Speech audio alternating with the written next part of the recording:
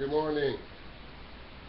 I'm Jerry Don Nicholas Sr., author of the book, or the trilogy of books, The Voices in My Head. Now, let me make a final adjustment on this camera, and we'll be on our way with me giving you some information to help you to do what it is you need to do to get your book written. I'm just going to give you a little bit of advice on what it is that I do generally to get my story going and to help me on my way and getting my books at a starting point. First of all, let me introduce you to my books. This is the first one, The Voices in My Head. It's published. That's me. I hope the lighting is good. Sometimes it's not that good here. But that's The Voice in My Head. That's volume 1. Published, available at Amazon.com, BarnesandNoble.com, and at various other places. So far right now it's going international, which I'm very proud of that. This is book 2, The Voices in My Head, The Bewitching Hour. Book 2.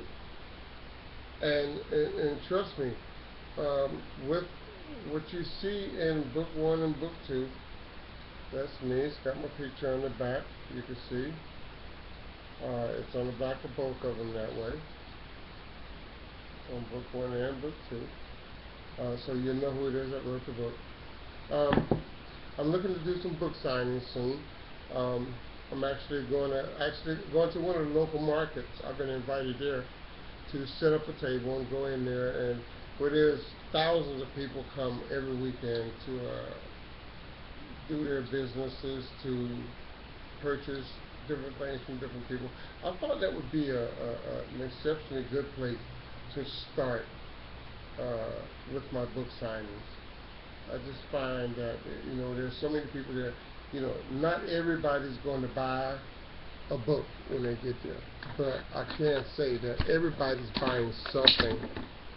Oh, excuse me, I'm screwing up with my camera here, but give me just a second. Let me get everything all set back up again. Everybody's there buying something, and I think it's fairly important to say that when you're writing a book, and like me, I like to write a lot of horror, suspense thrillers, mystery.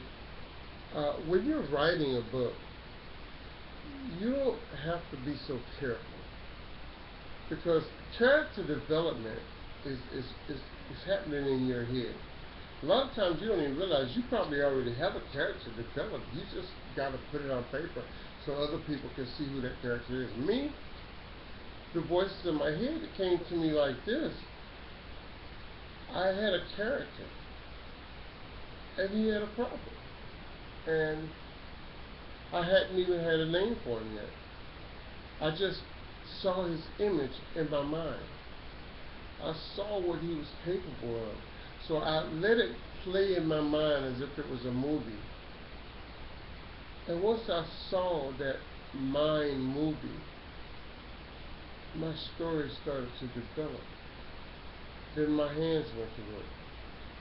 I started typing. I was talking to my character, asking him questions. Of course, I'm the one answering the questions, so I was getting into character, which is very important in suspense, thriller, horror, those type of genres. Because if you're writing a biography, of course, you're going to just tell your story. It's a biopics. You're going to tell a story about something. But when you have to make up a story and create a character, there's a certain degree of difficulty there. But not to worry, because it's not the type of difficulty that you think like, oh my God, I don't think I'll ever be able to develop a story. Trust me, you can. You can develop a story. You probably already have one in your head. Excuse me. Talking gets your mouth dry. So I'm also a health nut, so just so you know, people, I've lost over 100 pounds. It's more close to 140 pounds. Thank God for that. So I'm truly blessed. But to what I'm going to say to you now is, when I first started writing my books, I could not, when I first saw this thing in print, I'm going to tell you, it was the most proudest moment of my life. And there's several reasons why. One is because I created it. I developed that story. I brought it to life. When you read The Voices in My Head 1, 2, and 3, this trilogy, the third one, by the way, is called The Voices in My Head, The Bewitching Hour. When you read these books, those characters will come alive in your mind. They're going to jump right off the pages at you. I'm saying that, and it's truly that way. They're going to jump right off the pages at you. When I started my story, I wanted my story to, I didn't want to bring the excitement in gradually. I didn't want to bring the problems that manifest themselves into later. I wanted this story to start off telling you something that's going to make you think. For example, I'm going to read the first page of The Voices in My Head, just the first page. So you can see, I'm going to actually read you the first page of The Voices in My Head. So give me a second here. By the way, I have a lot of friends that I listen to. I have my nephew Trevor Oz, great inspiration. My nephew, it's amazing. My nephew is one of great inspirations to me. George Fraser, great inspiration to me. Mia Zachary, great inspiration. Barrett Matthews. I listen to these people. Maya Golden, Shay Brown. Excuse me, just my luck. I'm on a video call, and my phone rings. I couldn't help that. Hey, that goes to show you just how loud it is that I'm talking to you. This is not something that I planned. This is very much unedited, unplanned. So I'm flying off the seat of my pants right now to try to bring something to you so that you don't be afraid to write. So let me read the first page of The Voices in My Head to you. Then I'm going to read the first page of The Voices in My Head 2, The Bewitching Hour. And the reason why I'm going to do that is because it is not because I had to spend a lot of time writing this. This just came to me. Just at the spur of the moment, it came to me and I wrote it down. So here we go. Today, like any other day, is full of bad news and disappointments. Sometimes I feel trapped. Like a ton of weight bearing down on my chest, making it impossible to breathe. And then just when I think it can't get any worse, the voices chime in. They have me believing that the moment everything is starting to fall apart once again. So what now? Do I listen to them and believe that they know what's best for me? After all, I created them in my own mind. I'm the only one who woke them up, disturbing the little sanity I had left. Or perhaps I'm reading too much into what's being said in my congested head. Okay, this is a story of a mind running rampant, losing touch with reality, in the hopes of discovering the truth behind the voices and what they represent. So let's take a trip down memory lane. I think the best place to start is at the beginning. So let's start with once upon a time. No, that sounds too much like a fairy tale. Let's just start it this way. My childhood was not the best, and oftentimes I spent a lot of it alone with only my thoughts. Now, some may say that's a recipe for disaster. Others don't care either way. For me, I had no choice in the matter. I was alone. My purpose in life had yet to be determined. Let's just say it was forever changed by a lot of events leading up to becoming a man. My mother, bless her soul, was not exactly the soft, affectionate woman you hear about in most stories of family life. Instead, she was thick-skinned. Not because she wanted to be, but because she had to be. Her name was Eleanor. And yes, whenever she spoke, we listened. My dad was the exact opposite. Passionate and tender-hearted. His name was William. These people were the epicenter of my null and void existence. We weren't rich, but we never needed for anything. Well, except for a few things like the usual, that are usually the glue that hold families together, like love and being recognized as a family member. The family doesn't stop there. I had two sisters, I had two brothers, Ronald and Levi, who most of the time thought I was their personal punching bag or whatever else came around when they were on their mission of destruction. Oh, and then there were the sisters. Did I mention that I had 3 evil witches living and breathing the same air in our household? I used to call them Mama's little demons from hell. Their names were Shelley, Candace, and Leanne. The beaches of East Fairfield.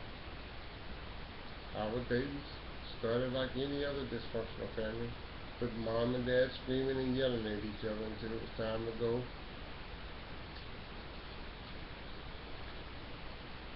Excuse me.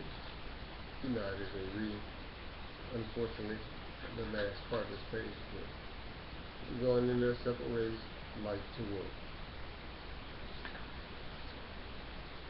That kind of built you up to give you an idea of how this main character in this book, The Voices in My Head, Sean Bowers.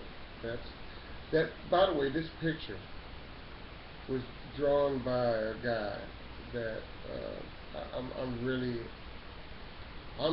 just telling you, he did such a great job at bringing my character to what it is that I saw in my head of what he was looking like to life.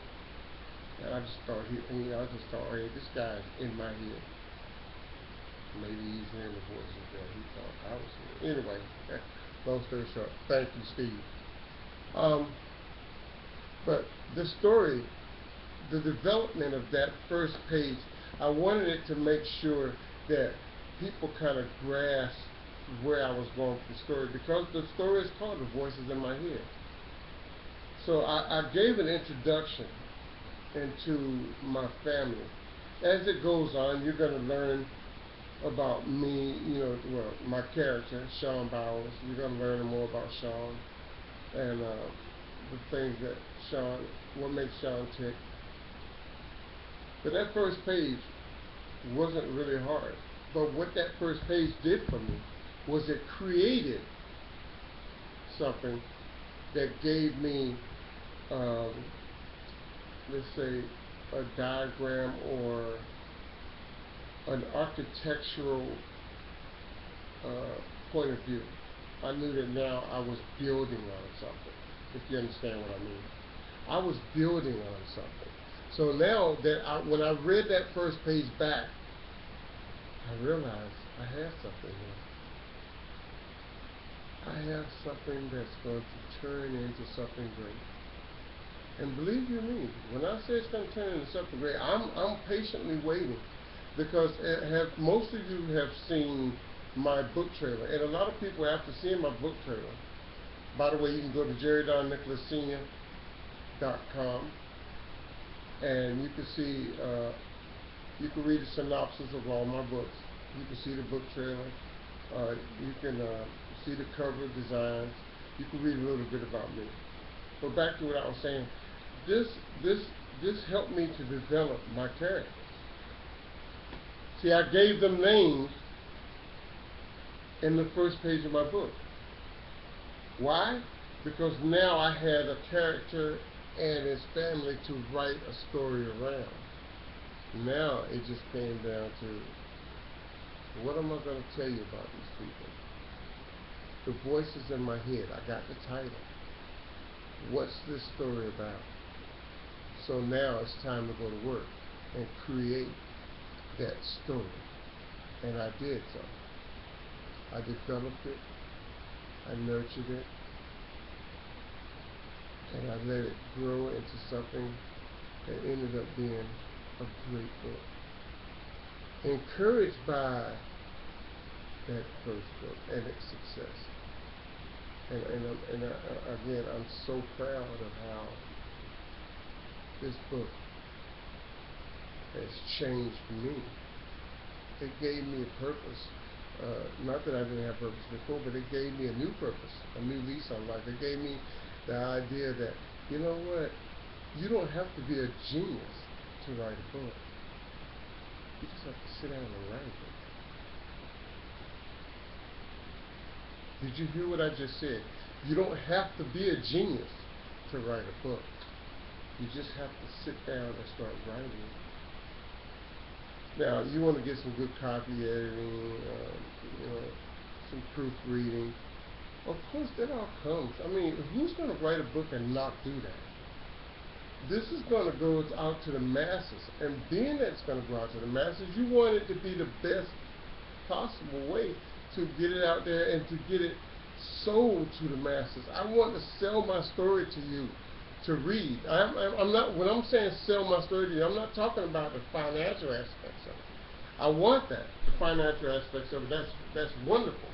But what I'm saying when I say sell my story to you is I want you to be able to pick this book up, read the synopsis, and then walk to a counter and say, hey, I gotta have this book. The synopsis of this book told you the story. And I read you the first page first. I didn't even read you the synopsis. I read you the first page first. Now, I'm going to read you the synopsis.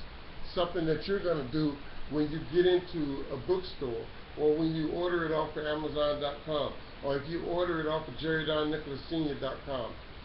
If you go to my Facebook fan page, Jerry Don Nicholas Senior, at Facebook.com, author Jerry Don Nicholas Senior, by the way. If you go to my Google Plus page, you can go to my LinkedIn page. You'll find me there. You'll find me on Tumblr. You'll find me on WordPress. You'll find me on Instagram. I use social media like that. I really do. Social media is a great thing to have. I learned these things, like I said, from people that, like-minded people that I associate myself with. So thank you to those like-minded people that I associate myself with, that help me to develop my skills. I'm going to read you the synopsis now to the voices in my head. Okay? That's the synopsis to the voices in my head 1. Okay? This is the first book ever I've had published. The Voice in My Head. My proudest achievement. Now, I'm going to read you the synopsis, so bear with me. Sean Bowers is haunted by the voices in his head. He struggles to keep a grip on reality, but the voices threaten his sanity. They also challenge the law, pressuring Sean to do terrible, evil things that he can't even consider. The voices continue, and he eventually loses the fight against them, giving in to their demands as he is propelled into a world of murder and crime, and his actions feel beyond control, and yet, at the same time, he feels justified. The horrible occurrences that surround Sean soon cast a shadow on his small neighborhood. The townspeople want justice. Even his family find it impossible to be on his side, turning against Sean with disastrous consequences. As the voices continue, secrets come to light that make it clear Sean's troubles are not merely madness, but something much darker. With his new knowledge and the help of his remaining loved ones, will Sean return to a semblance of sanity, or will he allow the voices inside to permanently alter his fate?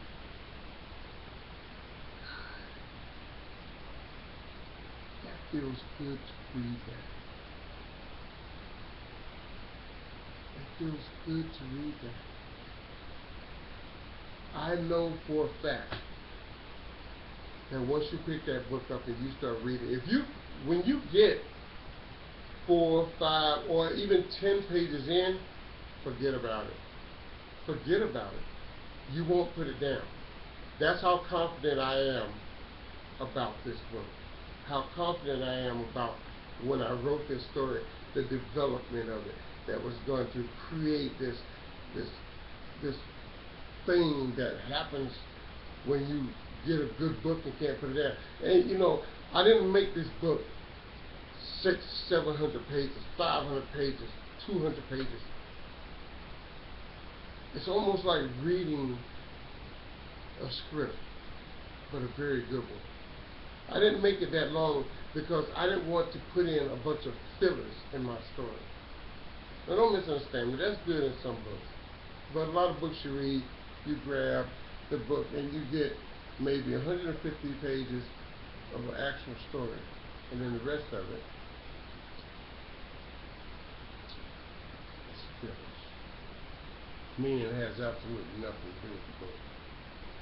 When you find someone that writes a book, and it's not that long, you better believe that they poured everything that they have into giving you all that information in a short span. When you get a book and it's that long, you can believe that the story is going to lose you somewhere in the middle of it, and then it's going to have to come back to you nearing the end, because in the middle it's going to be mostly fillers. Chapter after chapter of fillers, fillers, fillers. Some of them not even having anything to do with the book. Now that's not the case for all books, because some of the greatest authors out there. I mean, Stephen King, one of my favorites. J.R. Tolkien, great writer. You know, John Grisham. These people were aware of that when they were writing their books. They didn't want you to have to read through a book full of fillers. So that's what I introduced you to right there. I introduced you to The Voices in My Head. I'm going to show you again. The Voices in My Head by Jerry Don Nicholas Sr. Go to Amazon.com, go to BarnesandNoble.com. Go visit my webpage, www.jerrydonnicholas.com. Go visit my author page, my fan page on Facebook, author Jerry Don Nicholas Sr., Facebook.com. Go visit me on Google+. Hey, leave some remarks. Go get your book. If you want a signed copy, you can send me an email at blackmamba, that's BLKMAMBA45 blackmamba45 and I will personally sign your copy of the book and send it to you. You can go get my book. You can go to Amazon and check the price and see what the price is. And then once you send me that email, we'll talk. I'll email you back immediately. I'm that way. This is what I do. I write. I like to reach out to my audience because it's personal to me to be able to bring you this information. This is very personal. I take my book personally. When you buy it, you're buying a part of me. So I want to represent me the best way possible all the time. I'm not going to be mean and nasty, saying some nasty derogatory. No, that's not me. I'm going to give you a positive message. Now, I'm going to read you the synopsis first to The Voices in My Head 2. The Bewitching Hour. See the character right there? That's Sean Bowers right there. That's him. That's my image of what Sean Bowers looks like. The Voices in My Head 2. The Bewitching Hour. I'm going to read you the synopsis to this one first. So here we go. The Voices in My Head gave us the beginning of protagonist Sean Bowers' efforts to dismantle a town and its residents. Now he's back and more powerful than ever. He begins his reign of terror once again, putting an abrupt halt to any semblance of peace thought to be shared by the townspeople. Sean now has information about his family pertaining to why he's been chosen to exact revenge on those living in and around the bayou. More blood will be shed while he seeks the truth behind this curse that has set him upon a path of destruction. the small town of Fairfield, Louisiana would be tested again with blood-chilling results. And now it's time we found out who's behind the voices and why this burden was laid in the lap of the young man who would turn the bayou on its ear. This time the voices have made the mistake of underestimating just how far Sean is willing to go to find those responsible for his pain and suffering. And the results will blow you away. The character comes alive on the pages of this tale of murder and deceit. Someone has to pay for the years of torment Sean has endured, and now it has been revealed who the families behind the evil that has twisted the mind of Sean Bowers will give way to an epic battle in the bayou. This story just gets better and better. And that's the voices in my head too, the bewitching hour. It gets better. And then I have the third and final installment of the voices in my head too. Bloodlines. The voices in my head 3. Bloodlines. It'll be coming soon, very soon, within the next 3 to 4 weeks. Sean is back again. This final installment. He's going to right the wrongs. He's going to get to the bottom of everything. He's going to find out why, where, who, when. We're going to go back in time to bring him back up to now. You're going to see how my creativity works, how I developed this story, and then was able to finalize what Sean does. I want you to read this story. I want you to enjoy what I enjoy, creating characters and bringing them to life so that you can enjoy it. I hope you have as much fun reading my stories as I have writing them, because I really enjoy it. And also, be on the lookout for my self-help / motivational book called We Forgot to Remember. Pardon the pun.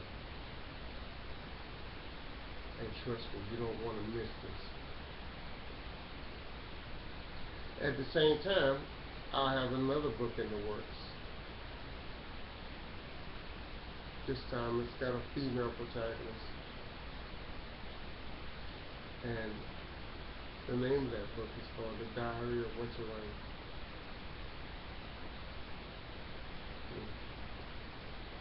I believe it's going to be an award-winning bestseller. That's how confident I am in my writing. That's the goal that I shoot for when I write.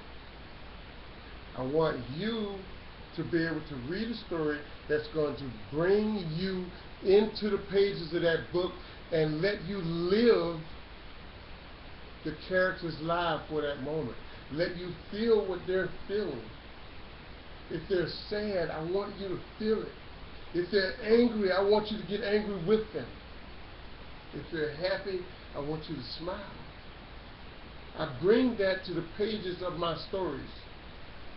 If you can't feel what it is that I'm writing, then I haven't succeeded in what it is that I'm trying to do to convey my message to you. When I wrote my self-help / motivational book, some of you will probably say, you know, this is a bit controversial. But you know what? I wrote it anyway. I wrote it because it's something that needs to be said. It needs to be heard. You'd be surprised at how many people in this world understand you, want to hear what you have to say, and agree with what you're talking about. Some of us don't want to put information out there because we're afraid of the repercussions. Hey, listen, this is America. There's a thing called freedom of speech. I'm happy to talk about it. And again, ladies and gentlemen, go out and please, just this Christmas holiday coming up. Today is December the 5th, 2014. You can't go wrong. You can't go wrong. These will make a great Christmas gift. Send them to your families. Read it. If you ever watch a good movie and you want to watch it again, that's how these books are. And you know, the books are always better than the movie. It's been that way forever.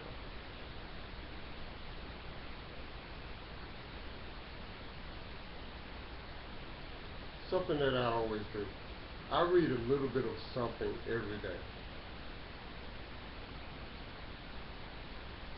I listen and watch numerous webinars, web events. I go to seminars. Because everything I do now is to educate me into becoming a better me. Because I have people that are watching me doing what it is that I do. Some watching me because they believe in what I'm doing. Others are watching me to see if I fail. That's their problem.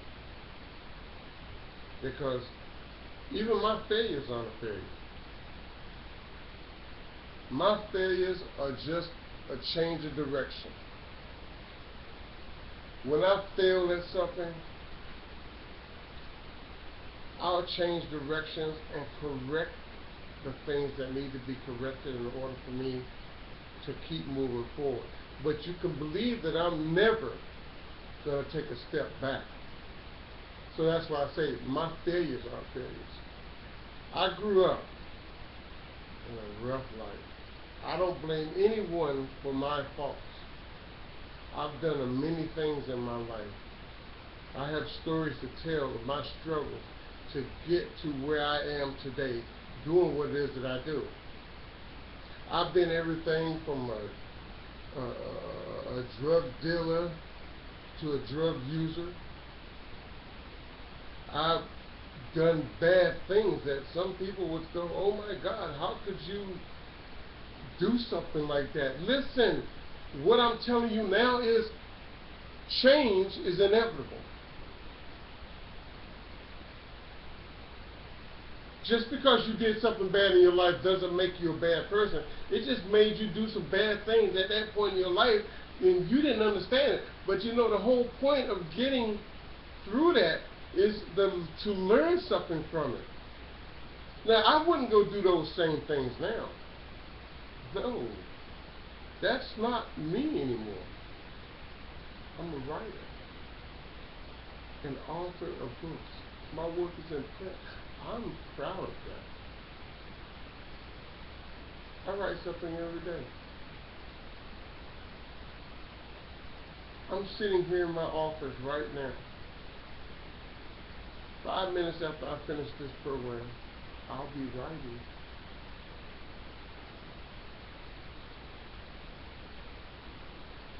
I'm not telling you that you're going to do everything that I do. I'm telling you that if you don't go out and do something, nothing's ever going to happen for you.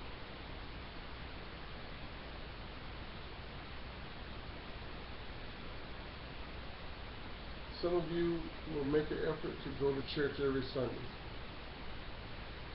Monday morning you'll get up and you'll walk into your job and you'll work hard for somebody else for 8, 12, 16 hours. Some of you have never thought, you know, one day I want to do something for myself. let me tell you something. One day and someday is not a day of the week. Now, I've heard a number of people say that. So that's not my saying. That's something that I've heard myself. Action. You want to achieve your goals, you're not going to do it without action.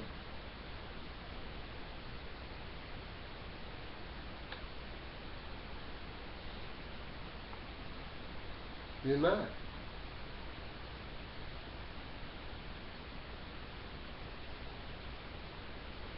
I look that way because I wanted to read something that I got on my wall. I'm going to look this way, and I'm going to. So bear with me. Knowledge is only potential power until you put it into action.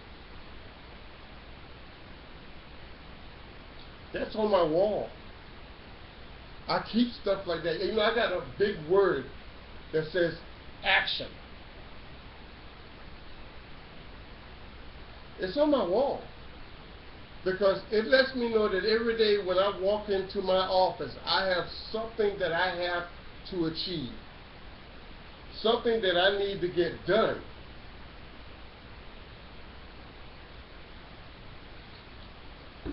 I'm talking to you because I spent my whole life doing a whole lot of nothing. I watched my children grow up. I have grandchildren now.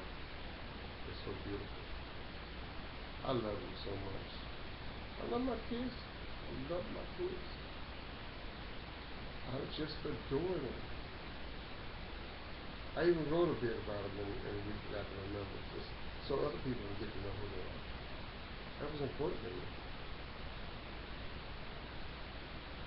I'm going to read you something else I got on my wall.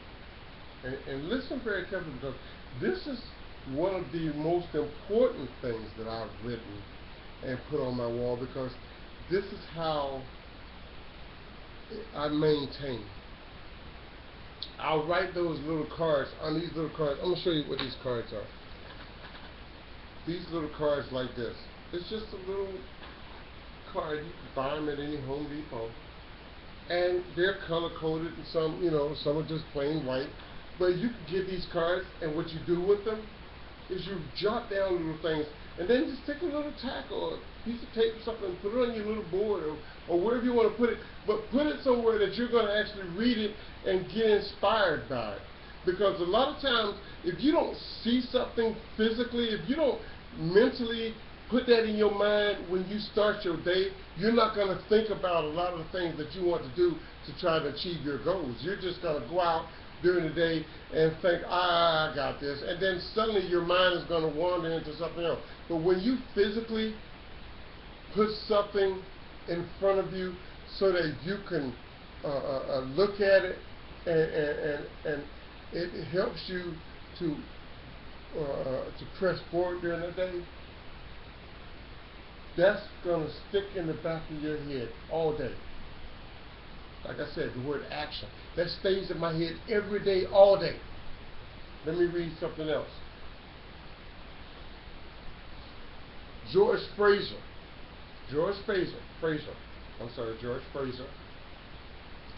said this in a webinar that I watched when I was on one of Shay and Trevor's webinars. And this thing stuck with me.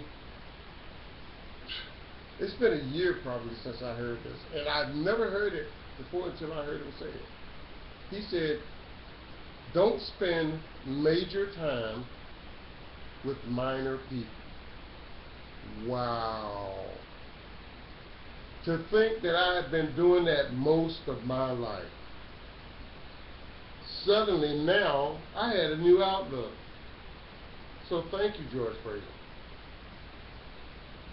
Man, you touched me in a way, and I know I'm harping on, because he deserves to be harped on, because of what he says, of how he presents things to you, and his realness. I can say the same thing for Trevor Otts, my nephew, Shay Brown, Mia Zachary, Barrett Matthews, Myron Golden. all these people that I listen to, they have brought me into a circle of people that I've got it now where I have to hear what they have to say. I have to go get my fix. So I wake up in the morning now, and I'm looking. The first thing I do is I go on Facebook, not to go put a bunch of crap on Facebook.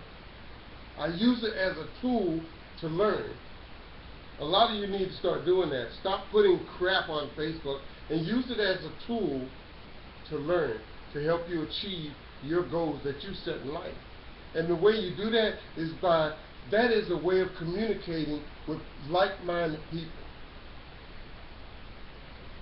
Educate yourself by listening to the educated.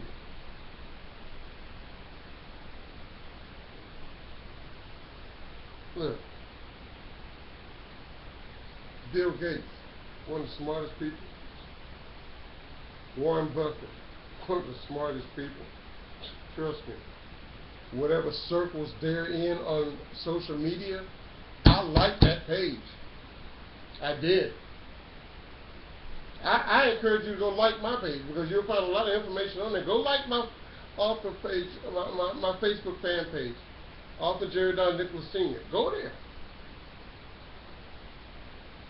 You'll see a lot of information on there. You'll see information about Shay and Trevor. You're going to see information on there about a number of people. Something else I want to read to you. I heard someone say this. There's plenty of room at the top. It's the bottom that's crowded. Oh, whoa! Whoa! How many of you have been thinking your whole life that it's the opposite of that? It's vice versa. I know I did. I thought that. And I can honestly tell you that before hearing that, it never occurred to me. That's why I say how important it is to go and listen to webinars, to go and read a book that's going to help you fashion what it is that you want to do in life. Like an artist would get a canvas and he would paint. Sometimes he would just do background and then suddenly his pictures start to appear because of little things that he start adding. That's what reading information does for you. It's a canvas to create.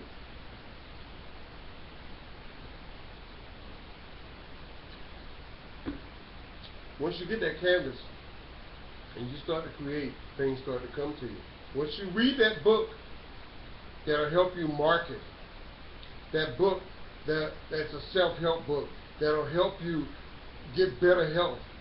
That book that'll help you to bring your income up from nothing to whatever it is you could think in your head to shoot for.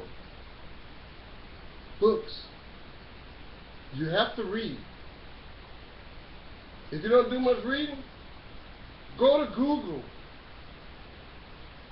And what you could do is you could type in webinars about making money. Google. You can find stuff on Google that'll help you to achieve a lot of things that you're looking for. That'll give you information that would bring you over to the places that you need to obtain that information. Again, go to my author, my Facebook fan page. You'll find some of that information. I'm creating this video today to help you. Because, no matter what I do, no matter what it is that I learn, it doesn't help me at all if I'm not giving it away as well. Because somebody like me wants to know exactly what it is that I know right now. And And not just that, but they could take it even farther than where I'm going with it. And trust me, I intend to ride this wave as long as it'll stand tall and let me ride. I am surfing through society.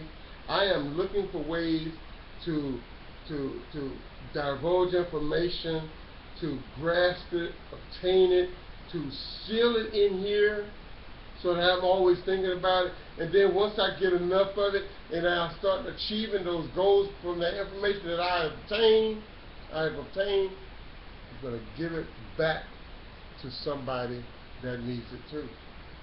I'm not going to, because to me, if I got it from different people, then it's not mine anyway.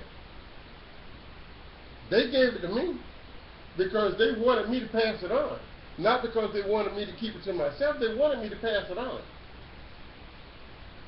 So what's the point of keeping it for yourself? That is, to me, that's like stealing.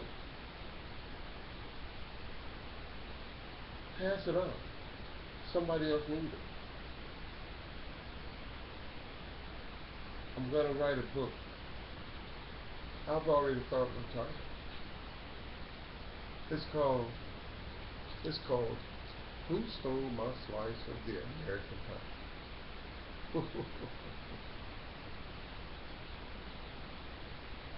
But believe me when I tell you,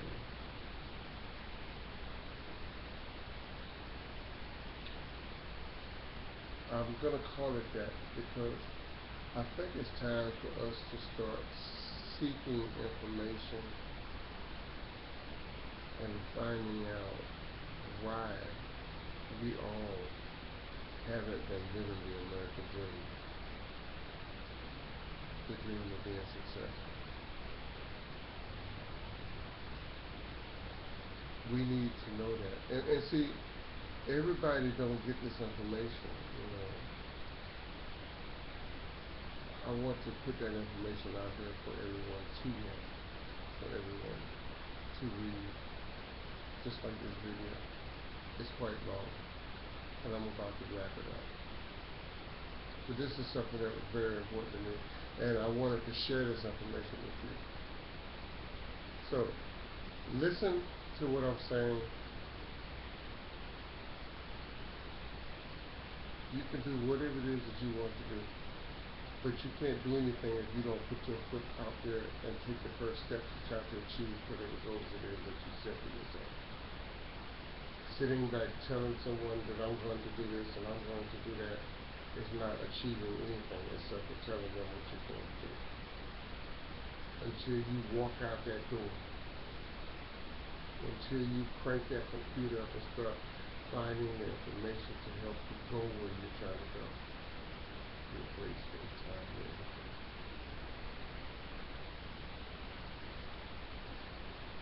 This is Jerry Donald, the scene, author of the trilogy of books, The Voices in My Head. And I'm going to leave you with one more thought. Prayer. Whenever you are too weak to fight, remember, you're always strong enough to pray. Everybody have a Merry Christmas, a Happy New Year, and I hope that you've learned something. May God be with you all.